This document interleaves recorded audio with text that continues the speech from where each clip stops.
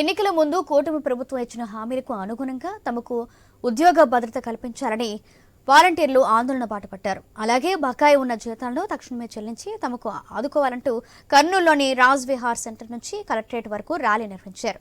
అనంతరం కలెక్టరేట్ ముందు ఆందోళనకు దిగారు. ఎన్నికలకు ముందు తమల్ని ఆదుకుంటామని CM Chandrababu, deputy CM Pawan Kalyan ఆ దిశలో చర్యలు చేపట్టడం లేదని వాలంటీర్లు ఆవేదన వ్యక్తం చేశారు. ప్రభుత్వం తమ పట్ల నిర్లక్ష్యం వహిస్తే ఉద్యమిస్తామని, నిరాహార దీక్షలకు దిగుతామని వారు అంటున్నారు. మొత్తంగా వాలంటీర్లు నిరసనపై మరింత సమాచారాన్ని మా కర్నూలు ప్రతినిధి ధరణి కిషోర్ ద్వారా తెలుసుకుందాం.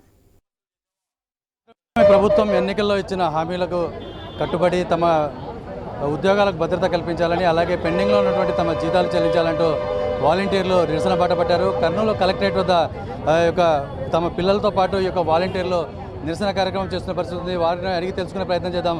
అమ్మ, అసలు చెప్పండి, ఎందుకు మీరు నిరసనలకు వచ్చారు? ఏం జరుగుతుంది? మీకు ఏం ప్రాబ్లం? ఇది ఏం లేదు సార్, మేము నిరసన ఎందుకు చేస్తున్నామంటే కంపల్సరీ మనకి జీతాలు లేవు సార్, జీతాలు లేవు. ఈ క్యాబినెట్లో చెప్తారు, ఆ క్యాబినెట్లో చెప్తారని వెయిట్ చేసినాము.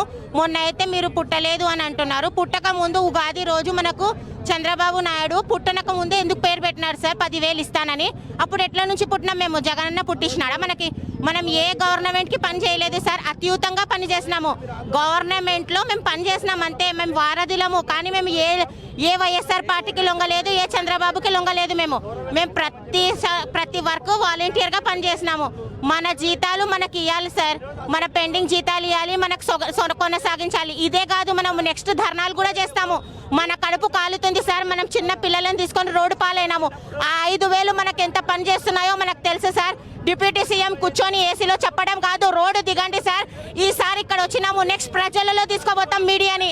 వాలంటీర్ అనేది ఏమనేది ప్రజలు కూడా చెప్తారు. కంపల్సరీ ప్రజలు కూడా వాలంటీర్ కావాలంటున్నారు.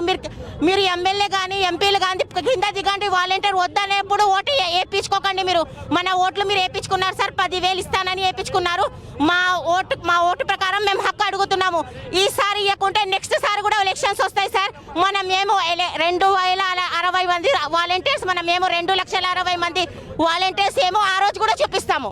మన హామీ నిరమేరుకుంటే మేము ఆ రోజు కూడా చూపిస్తాం సార్. ఇప్పుడు ఏమేమంటే మేము చిన్న పిల్లలు తీసుకొని రోడ్డు పాలైనాము.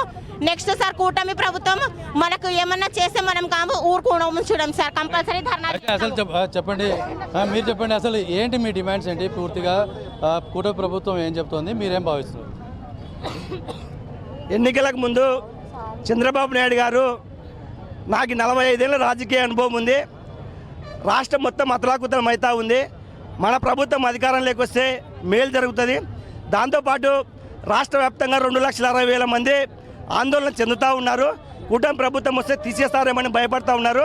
మీరు భయపడొద్దు, వచ్చేది మన ప్రభుత్వమే, మిమ్మల్ని కొనసాగించడంతో పాటు 10,000 రూపాయల గౌరవవేతనం ఇస్తామని చెప్పాడు.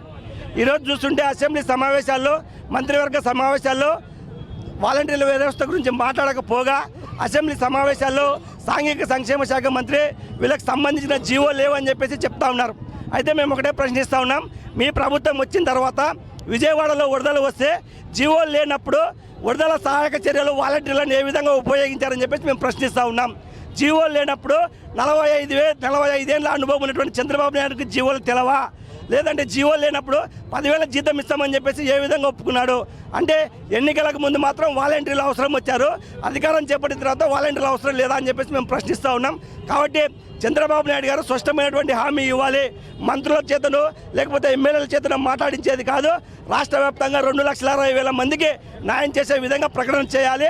లేని పక్షంలో ఈరోజు ఆందోళన చేస్తూ ఉన్నాం.